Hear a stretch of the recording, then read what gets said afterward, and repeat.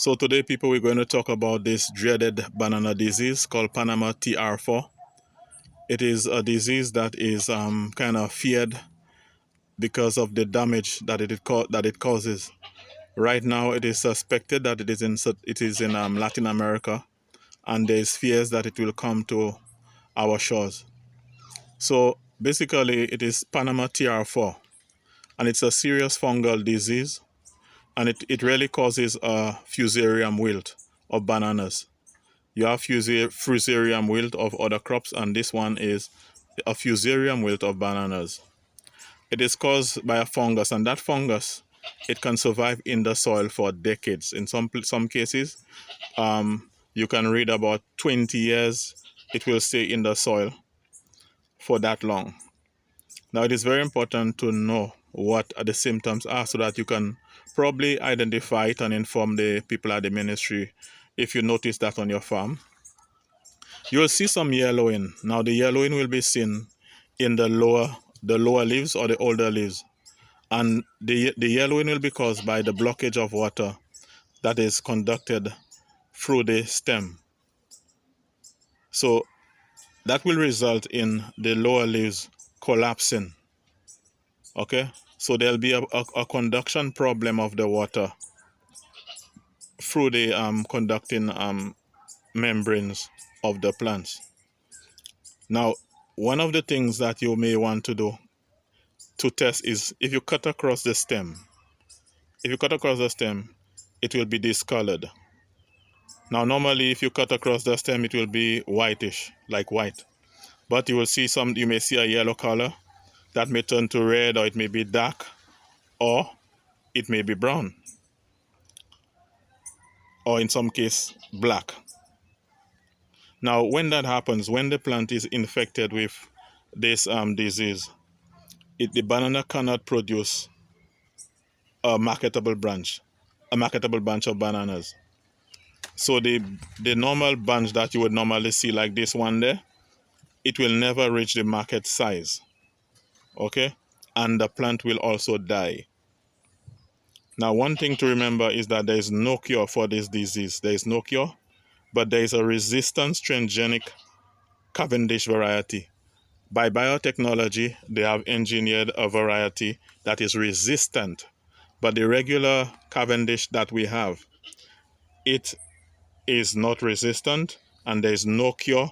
There is no oil that you can use, no fungicide that you can spray the leaves like you would do for the leaf spot. You cannot spray a fungicide to cure this one. Okay. Now, how do we protect our farms from this disease? And I'm telling you to listen to what the Ministry of Agriculture people have to say. So what we can do is you have to prevent the movement of people, vehicles, machinery, and infected plants. So if you have an area where you do farming, you have to be careful where you're going to be getting your planting materials from. Say, for example, you want to replant your farm.